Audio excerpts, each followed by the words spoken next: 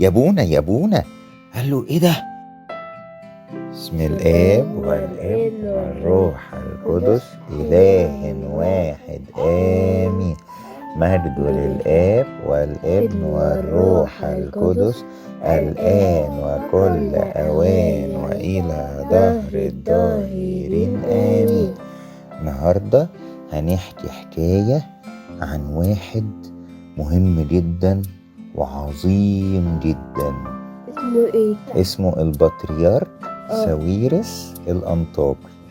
بقى ساويرس الأنطاكي. هو اسمه ساويرس، تمام، وهو الأنطاكي عشان هو جاي من حتة اسمها أنطاكيا. تمام، فهو اسمه ساويرس، تمام، والأنطاكي عشان هو جاي من حتة اسمها أنطاكيا. القديس ساويرس الأنطاكي ده كان بطرك بتاع ايه؟ بتاع أنطاكيا. وبعدين القديس ساويرس ده كان حلو خالص وكان بيحب ربنا جدا. لا، كان كبير. كان بيحب ربنا جدا وكان دايما بيحاول يعلم الناس الكلام الصح عن بابا يسوع. بس جم ناس وحشين خالص قعدوا يقولوا كلام غلط عن بابا يسوع ويحاولوا يفهموا الناس الكلام الغلط ده. والمشكلة الأكبر بقى كمان إن هم أقنعوا الملك بالكلام بتاعهم وبقى الملك بيسمع كلامهم. فالقديس ساويرس ما كانش عاجبه الكلام ده، فالملك قال له تعالى كده نتكلم.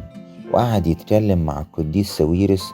طبعا القديس ساويرس ما عجبوش الكلام، فالملك اتغاظ جدا واتضايق جدا وراح قال انا لازم اموت مين؟ القديس ساويرس الأنطاكي ده. فراح قال للجنود خدوه حطوه فين؟ في السجن. فعلا اخدوا القديس ساويرس حطوه في السجن. بس مرات الملك كانت ست حلوة خالص وكانت بتسمع كلام القديس ساويرس ومش عاجبها الكلام اللي جوزها الملك ده بيقوله. فراحت للقديس ساويرس كده بالليل في السجن وقالت له يا قديس ساويرس. قال لها ايه يا جلالة الملكة؟ قالت له انا دلوقتي هطلعك بره السجن وما تبقاش جوه السجن، يعني عشان انا مش عايزاك انت تبقى في السجن ومش عايزة الملك يموتك. وفعلا طلعت القديس ساويرس بره السجن وخلته يهرب بعيد خالص. فالقديس ساويرس جه من أنطاكيا على على مصر هنا. وفعلا قعد في مصر مدة كبيرة جدا جدا جوه مصر. بس ما كانش حد يعرف ان ده القديس ساويرس الأنطاكي. وبعدين في مرة من المرات هو كان نفسه يحضر القداس قوي، فراح دخل الكنيسة، تمام، ووسط الناس كده محدش يعرف ده مين، ووقف كده في ركن في الكنيسة كده. وبعدين أبونا بيصلي القداس، وبعدين أبونا وهو في القداس بيغطي بيغطي أبونا في القداس؟ المسبح، صح؟ مش في حاجة كبيرة كده اسمها الإبروسفرين اللي هي زي ملاية كبيرة قوي كده بتغطي المسبح؟ فابونا راح مغطي المسبح بالإبروسفرين اللي هو الملاية الكبيرة قوي دي. وبيجي في وقت صلاة الصلح يعمل يشيل الإبروسفرين ده تاني. جه أبونا يشيل الإبروسفرين ما لقاش ما لقاش القربانة.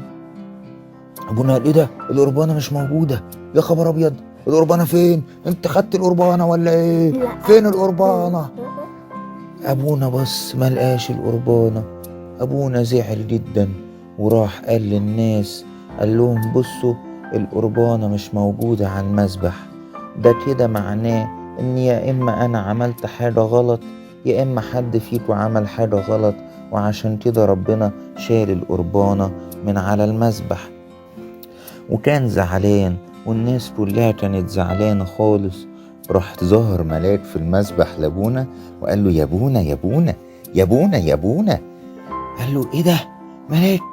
قال له ما تخافش، انت ما عملتش حاجة غلط ولا الناس اللي معاك، بس القربانة اختفت عشان ما ينفعش انك انت كأبونا تقدم الحمل وتصلي القداس وفي بطرك موجود في الكنيسة.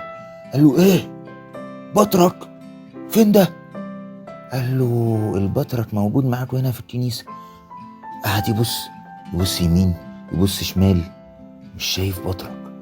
قال له طب معلش ممكن تشاور لي عليه؟ راح الملاك شاور على مين؟ البطرك.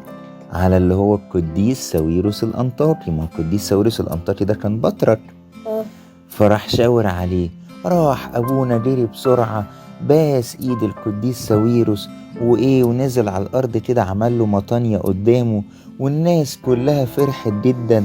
وأخدوا القديس ساويرس دخلوه لحد المسبح جوه وعملوا له زفة جميلة قوي. وراح القديس ساويرس قال لأبونا، قال له يلا يا أبونا عشان تكمل تكمل القداس. أبونا قال في عقل باله هكمل القداس ازاي بس ومفيش قربانة؟ راح أبونا بيروح على المسبح لقى القربانة موجودة. أبونا فرح جدا وكمل القداس، والناس كلها اتناولت، وكان قداس جميل خالص. وفضل القديس ساويرس الأنطاكي عايش في مصر لمدة 20 سنة، وهو من أنطاكيا، بطرك في أنطاكيا، بس احنا بنحبه جدا جدا جدا. وتوتة توتة خلصت الحدوتة. وفي آخر الحلقة مش هننسى نسلم على أصحابنا أصدقاء حلقة النهاردة. من اسكندرية مصر: ثيودور القس بخوميوس، نيكولاوس القس بخوميوس، روفانيو مايكل، روجيه مايكل، جورج عماد، بيرلا بيشوي، تيو مارك، دانيال بيشوي، أندي أنطون، أنجيليكا أبرام. ولو عايزين تكونوا من أصحاب الحلقات الجاية ابعت لنا في الكومنت اسمك والمكان اللي انت منه، ونحب نشوفكم دايما مع إصدارات كوبتك سمارت كيدز ذكية ومليانة باللعب والمفاجآت والحاجات اللي بتعلمنا عن طقس الكنيسة والقديسين والأسرار. نشوفكم الحلقة الجاية. باي باي.